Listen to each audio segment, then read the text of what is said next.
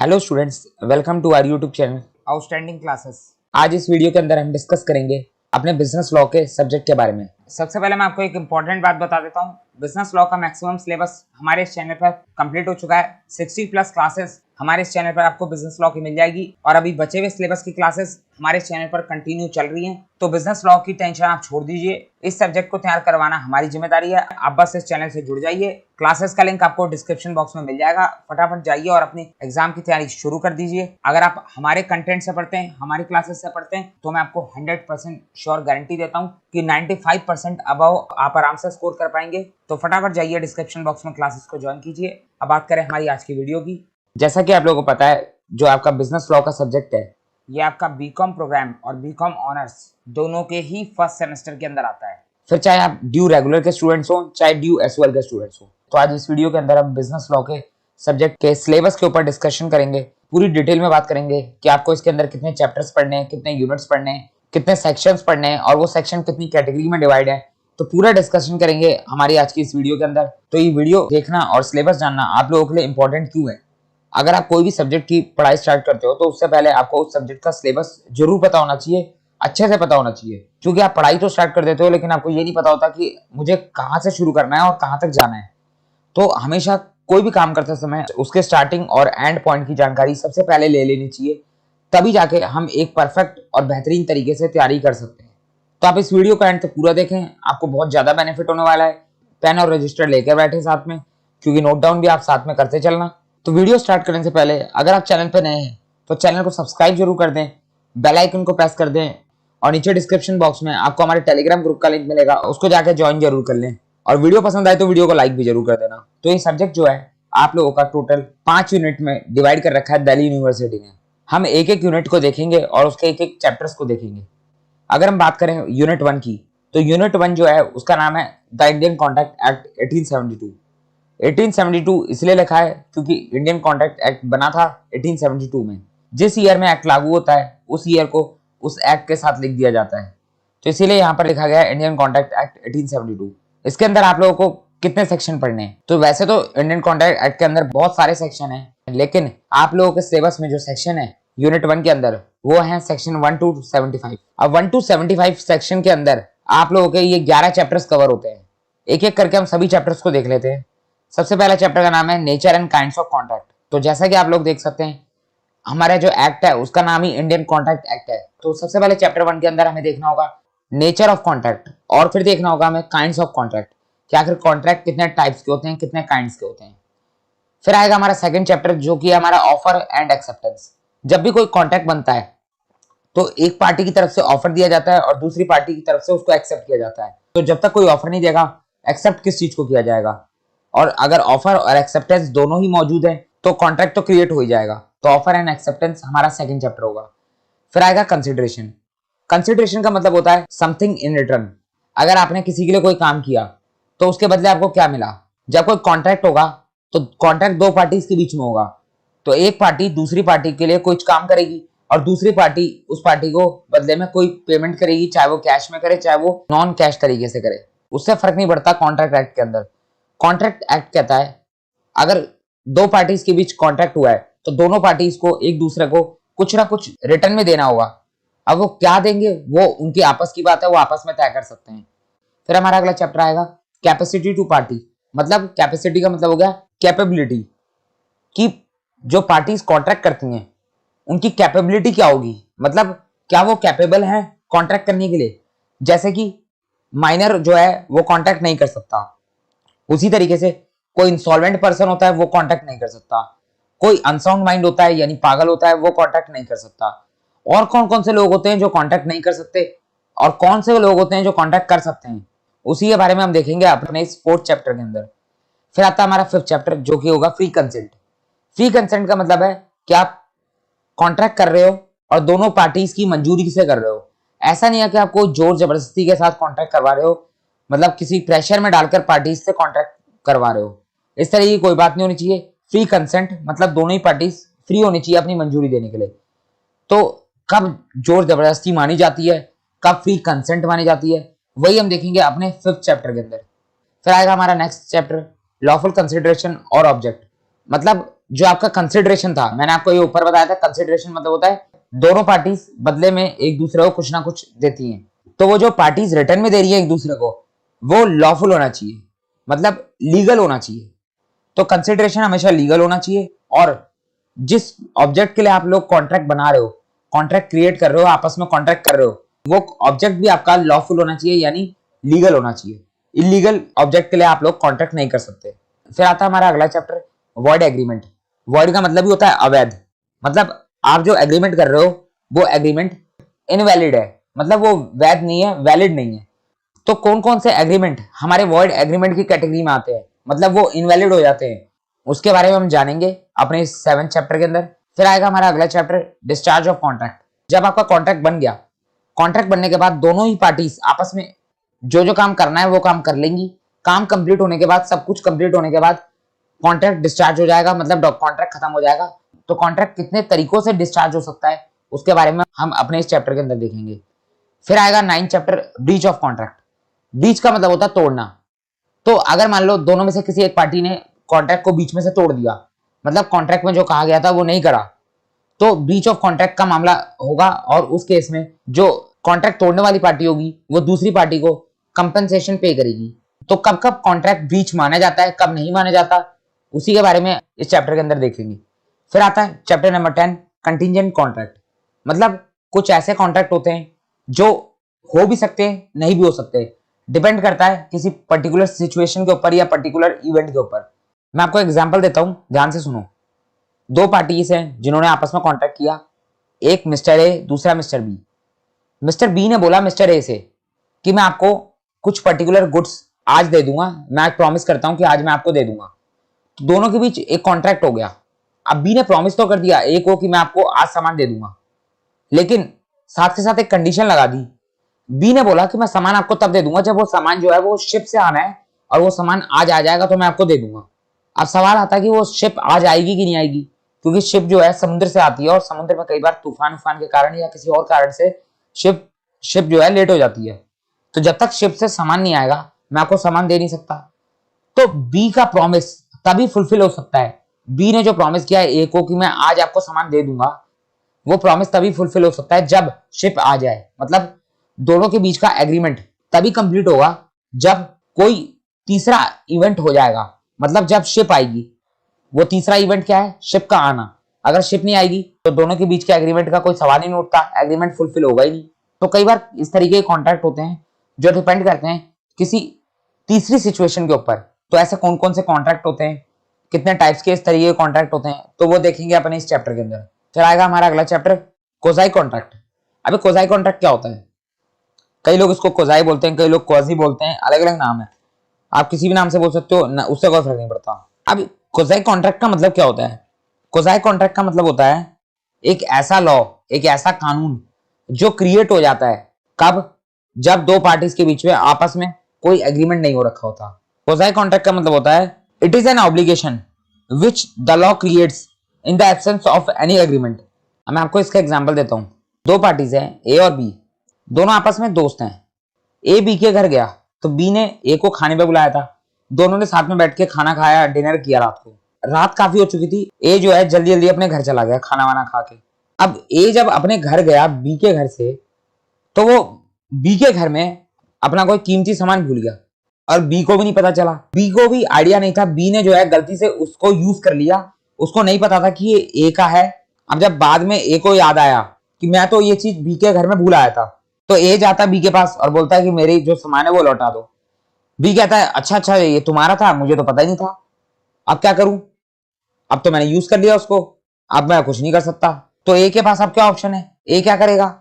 ए या तो बी से कहेगा कि भाई मेरा सामान लौटा दो, लेकिन अगर बी ने मना कर दिया तो ए क्या कर लेगा?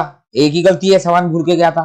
अब लेकिन यहां पर जो कोजाई कॉन्ट्रैक्ट है वो कहता है कि अगर बाय मिस्टेक आपके सामान को किसी दूसरे ने यूज कर लिया, भले ही आपके बीच कोई एग्रीमेंट नहीं हुआ, लेकिन कोजाई कॉन्ट्रैक्ट एक ऐसा लॉ क्रिएट कर देता है कि अगर कोई गुड्स बाय मिस्टेक भी किसी ने यूज कर लिए और वो गुड्स आपके थे, तो उसके बदले में यूज करने वाली पार्टी को आपको रीइंबर्समेंट देना होगा, यानी कंपनसेशन पे करना होगा। तो यहां पर कोजाई कॉन्ट्रैक्ट ऑटोमेटिकली क्रिएट हो जाता है। तो कोजाई कॉन्ट्रैक्ट का मतलब होता है एक ऐसा लॉ जो ऑटोमेटिक क्रिएट हो जाता है चाहे आपके बीच कोई एग्रीमेंट ना भी हुआ हो। ये मैंने आपको एक छोटा सा एग्जांपल दिया क्वाज़ी कॉन्ट्रैक्ट का, और भी कई सारे एग्जांपल्स होते हैं, कई सारे टाइप के क्वाज़ी कॉन्ट्रैक्ट होते हैं जो कि कई सारी सिचुएशंस में लगते हैं। वो हम देखेंगे डिटेल में अपने इस चैप्टर के अंदर। तो आप लोगों के 11 चैप्टर्स हैं जो आपको पढ़ने हैं अपनी फर्स्ट यूनिट के अंदर, और ये जो 11 चैप्टर्स हैं ये आपके इंडियन कॉन्ट्रैक्ट एक्ट के सेक्शन नंबर 1 से लेकर 75 के अंदर दिए गए। बेसिकली दिल्ली यूनिवर्सिटी और एसओएल ने क्या करा है कि इस फर्स्ट यूनिट को 2 यूनिट्स में डिवाइड कर दिया है। आप जब एसओएल का बिजनेस लॉ का सिलेबस उठाकर देखोगे तो वहां पर ये 11 चैप्टर्स को 2 यूनिट में डिवाइड कर रखा है। एसओएल ने वहां पर यूनिट 1 और यूनिट 2 दोनों यूनिट के अंदर इंडियन कॉन्ट्रैक्ट एक्ट कवर कर रखा है, लेकिन जब हम इसको पढ़ते हैं तो हम इसको एक यूनिट मान के ही चलते हैं। तो हम इन 11 के 11 चैप्टर्स को एक यूनिट ही मानेंगे और हमारे इस यूनिट का नाम होगा द इंडियन कॉन्ट्रैक्ट एक्ट 1872। उसके बाद आप देखोगे यूनिट नंबर 2 जो कि है स्पेशल कॉन्ट्रैक्ट की। ये जो ऊपर वाले 11 चैप्टर्स थे इनको बोला जाता है जनरल कॉन्ट्रैक्ट। अब जनरल कॉन्ट्रैक्ट का मतलब क्या होता है, कोई भी सिचुएशन हो ये सारे कॉन्ट्रैक्ट तो लगते ही लगते हैं, तो ये जनरल कॉन्ट्रैक्ट है। चाहे सिचुएशन कोई भी हो, कॉन्ट्रैक्ट किसी भी तरीके का हो, ये सारे जो रूल्स और रेगुलेशंस होंगे, ये सारे जो सेक्शंस होंगे सेक्शन 1 to 75 वो सभी लगेंगे। अब आते हैं कुछ स्पेशल कॉन्ट्रैक्ट। ये भी इंडियन कॉन्ट्रैक्ट एक्ट का पार्ट है, लेकिन ये इंडियन कॉन्ट्रैक्ट एक्ट के अंदर कुछ स्पेशल टाइप के कॉन्ट्रैक्ट्स दे रखे हैं। मतलब ये ऐसे कॉन्ट्रैक्ट हैं जो किसी पर्टिकुलर सिचुएशन में ही लगेंगे। तो स्पेशल कॉन्ट्रैक्ट आपका सेक्शन नंबर 124 से स्टार्ट होता है और 238 पे खत्म होता है, जिसमें सबसे पहला चैप्टर हमें पढ़ना है कॉन्ट्रैक्ट ऑफ इंडेमनिटी। ये हमारा सेक्शन 124 और 125 में दे रखा है कॉन्ट्रैक्ट ऑफ इंडेमनिटी। अब ये होता क्या है वो एक डिटेल में डिस्कशन करने का टॉपिक है, जब हम पढ़ेंगे तो वहीं पे देखेंगे। फिर आता है हमारा सेकंड चैप्टर जो कि है कॉन्ट्रैक्ट ऑफ गारंटी, जिसमें सेक्शन कवर होते हैं सेक्शन 126 से लेकर 147 तक। फिर हमें देखना है अपना third chapter contract of bailment, जो कि सेक्शन 148 से स्टार्ट होता है और 171 तक जाता है। फोर्थ चैप्टर आएगा हमारा कॉन्ट्रैक्ट ऑफ प्लेज, ये स्टार्ट होगा सेक्शन 172 से लेकर 181 तक। फिर आएगा हमारा कॉन्ट्रैक्ट ऑफ एजेंसी, ये स्टार्ट होगा सेक्शन 182 से लेकर 238 तक। टोटल आपको 5 चैप्टर्स पढ़ने हैं स्पेशल कॉन्ट्रैक्ट के अंदर। फिर आएगा हमारा third unit the sale of good act 1930।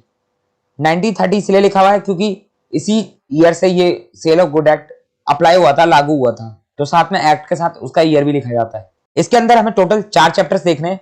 अब सेल ऑफ गुड एक्ट, जैसे कि एक्ट के नाम से क्लियर है, सामान खरीदोगे और बेचोगे, सेल करने पे, गुड्स की सेल करने पे ये एक्ट लागू होता है। पहले चैप्टर का नाम है formation of contract of sale. इसके अंदर हमें कौन कौन से टॉपिक्स पढ़ने हैं देख लेते हैं एक बार। Definition of contract of sale, sale की डेफिनेशन पढ़ेंगे। Sale and agreement to sale, sale और एग्रीमेंट टू सेल में फर्क क्या होता है ये हम देखेंगे, बहुत बड़ा फर्क होता है, देखेंगे उसको। Essential element of a valid contract of sale, आखिर कौन कौन से जरूरी एलिमेंट होते हैं जो एक कॉन्ट्रैक्ट ऑफ सेल को वैलिड कॉन्ट्रैक्ट ऑफ सेल बनाते हैं। फिर आएगा हमारा formation and modes of contract of sale, contract of sale का फॉर्मेशन किस तरीके से होता है और उसके कौन कौन से मोड्स होते हैं। फिर आएगा definition of goods and classification of goods, क्या आखिर जो सेल ऑफ गुड्स एक्ट है इसके अंदर जो गुड्स हैं वो गुड्स किसको कहा जा रहा है, कौन कौन से गुड्स हैं जो सेल ऑफ गुड एक्ट के अंदर आते हैं, इसके अंदर कवर होते हैं। तो डेफिनेशन ऑफ गुड्स, गुड्स की डेफिनेशन बहुत बड़ी है, उसके अंदर कई सारी चीजें कवर होती हैं, उसको हम देखेंगे। फिर आएगा हमारा क्लासिफिकेशन ऑफ गुड्स, आखिर गुड्स कितने टाइप के होते हैं, सेल ऑफ गुड एक्ट ने गुड्स को कितने टाइप्स में क्लासिफाई कर रखा है वो हम देखेंगे। फिर आएगा effect of destruction of goods, और लास्ट टॉपिक होगा इसमें price and modes of fixing the price. तो फर्स्ट चैप्टर के अंदर हमें ये सारे टॉपिक पढ़ने हैं। अगर मैं सेकंड चैप्टर की बात करूं तो जिसका नाम है कंडीशन एंड वारंटीज, इसके अंदर हमें पढ़ना है definition of condition and implied condition, condition का मतलब क्या होता है और कुछ इंप्लाइड कंडीशन होती है उसका मतलब क्या होता है और कौन कौन सी वो कंडीशंस होती हैं। फिर आता है डेफिनेशन ऑफ वारंटी, आखिर वारंटी क्या होती है, एंड इंप्लाइड वारंटीज, क्या आखिर इंप्लाइड वारंटीज क्या होती है। फिर आएगा exclusion of implied conditions and warranties. फिर देखेंगे हम अपना last topic doctrine of कैवेट emptor, doctrine का मतलब होता है प्रिंसिपल, तो कैवेट एम्प्टर का प्रिंसिपल क्या कहता है, ये डॉक्ट्रिन क्या कहती है वो हम देखेंगे। फिर आएगा हमारा थर्ड चैप्टर, थर्ड चैप्टर है हमारा transfer of ownership from seller to buyer. अब गुड्स का सेल करना है इस एक्ट के अंदर, तो गुड्स का सेल तो तभी हो सकता है जब गुड्स की ओनरशिप ट्रांसफर होगी सेलर से बायर के पास। तो ट्रांसफर ऑफ ओनरशिप कब हम कहते हैं कि किस टाइम पर हम कहते हैं कि ओनरशिप ट्रांसफर हो गई, किस टाइम पे हम कह सकते हैं कि सेलर ने बायर को ओनरशिप ट्रांसफर कर दी। एंड पासिंग ऑफ रिस्क, अब ओनरशिप ट्रांसफर होगी तो जो सेलर का रिस्क है गुड्स को लेकर वो भी खत्म हो जाएगा, मतलब आप सामान का कुछ नुकसान हुआ तो वो बायर का रिस्क है। तो कब बायर का रिस्क स्टार्ट हो जाता है और सेलर का रिस्क खत्म हो जाता है वो हम देखेंगे, यानी कब ओनरशिप ट्रांसफर हो जाती है। फिर आएगा second topic when property in the goods passes, property का मतलब होता है सेल ऑफ गुड एक्ट के अंदर ओनरशिप। ओनरशिप को इस एक्ट के अंदर प्रॉपर्टी का नाम दिया जाता है। तो हम कह सकते हैं कब ओनरशिप पास होती है गुड्स की। तो अब जो गुड्स होते हैं वो हमारे कई सारे टाइप के होते हैं। हर गुड्स को अलग अलग तरीके से सेल किया जाता है और हर गुड्स की ओनरशिप पास करने का टाइमिंग अलग अलग है। तो गुड्स कितने टाइप के हो सकते हैं जिसकी ओनरशिप ट्रांसफर होगी? अनएसर्टेन गुड्स हो सकते हैं, एसर्टेन गुड्स हो सकते हैं, सेल बाय अप्रूवल हो सकता है, right of disposal is reserved. फिर आएगा हमारे सामने अगला topic, transfer of title by non owner. मतलब टाइटल का मतलब भी ओनरशिप हो गया। तो ओनरशिप ट्रांसफर कर कौन रहा है? नॉन ओनर, मतलब जो खुद गुड्स का मालिक नहीं है वो गुड्स की ओनरशिप को ट्रांसफर करेगा। तो वो कर सकता है कि नहीं कर सकता, तो उसी के बारे में हम देखेंगे अपने इस टॉपिक के अंदर। फिर आएगा modes of effective delivery of goods. तो कौन कौन से मोड्स होते हैं जिस तरीके से हम सही तरीके से गुड्स की डिलीवरी कर सकते हैं, यानी इफेक्टिव डिलीवरी कर सकते हैं गुड्स की। फिर आएगा rules regarding effective delivery of goods. क्या क्या रूल्स होते हैं जिससे हम इफेक्टिव डिलीवरी कर सकते हैं गुड्स की। तो हमारा थर्ड चैप्टर कंप्लीट हो जाएगा, transfer of ownership from seller to buyer. फिर देखेंगे हम अपना लास्ट चैप्टर अपने सेल ऑफ गुड्स एक्ट का, जो कि है right of buyer and right of unpaid seller. अब राइट ऑफ बायर तो ठीक है, बायर के आखिर क्या क्या राइट होते हैं। अब राइट ऑफ अनपेड सेलर क्या है? अब देखो अनपेड का मतलब होता है पैसा पे नहीं किया। तो अगर बायर ने सेलर का पैसा पे नहीं किया सामान लेने के बाद, तो सेलर के क्या क्या राइट्स होते हैं कि वो अपना पैसा रिकवर कर सकता है। तो लॉ सेलर को क्या क्या राइट्स देता है, यानी अनपेड सेलर को क्या क्या राइट्स देता है। अनपेड सेलर वो जिसको अपना पैसा नहीं मिला है सामान बेचने पर।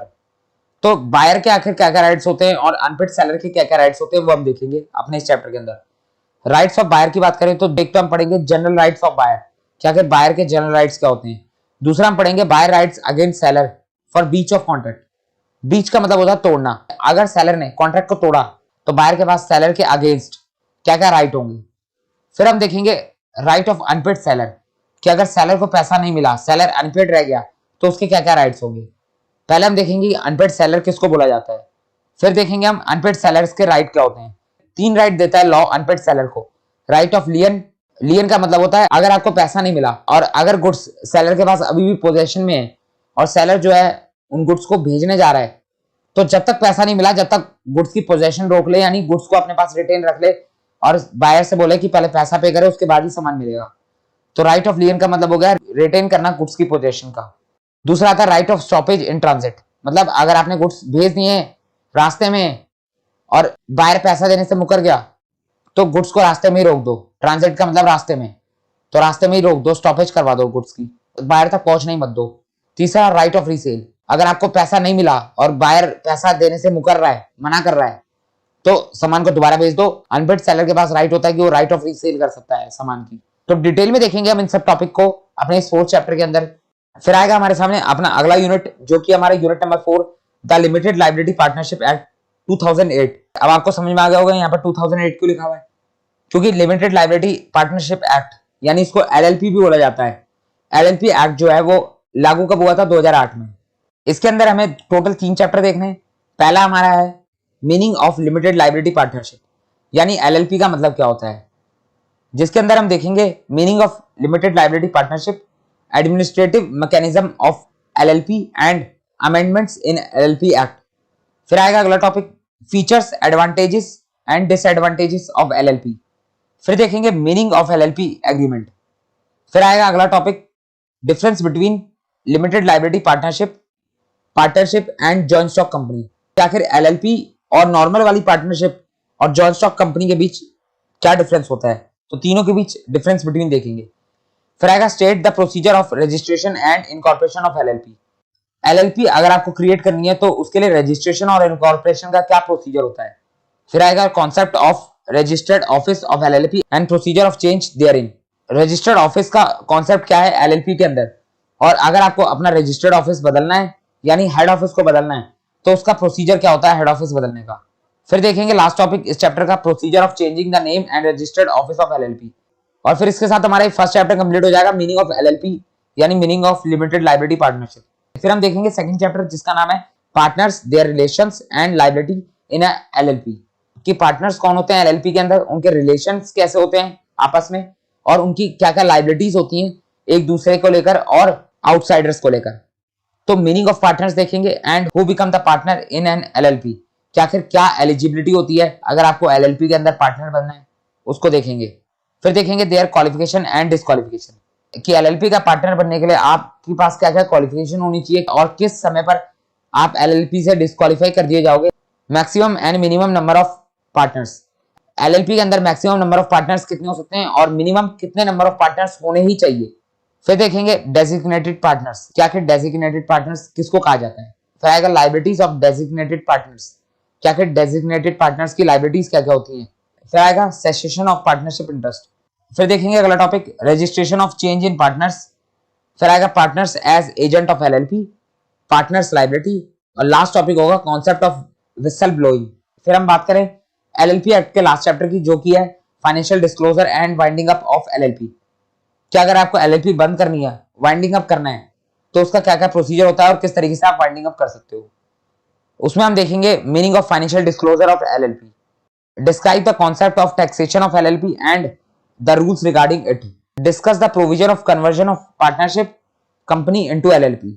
क्या आखिर क्या प्रोविजंस होते हैं, क्या रूल्स और रेगुलेशंस होते हैं अगर आपको किसी पार्टनरशिप को या कंपनी को एलएलपी में कन्वर्ट करना है। Discuss the effect of conversion, एक बार अगर आप एलएलपी में कन्वर्ट कर लोगे तो उसके क्या क्या इफेक्ट आएंगे कन्वर्ट करने के बाद। फिर आएगा meaning of winding up of limited liability partnership, LLP के वाइंडिंग अप का मतलब क्या होता है। फिर देखेंगे हम meaning, effect and procedure of voluntary winding up, अगर आपको वॉलेंट्री वाइंडिंग अप करना है तो उसका क्या प्रोसीजर होता है और उसके क्या इफेक्ट होते हैं। Meaning, effect and procedure of compulsory winding up, अगर कंपल्सरी वाइंडिंग अप हो रहा है आपके एलएलपी का तो उसके क्या इफेक्ट और प्रोसीजर होता है।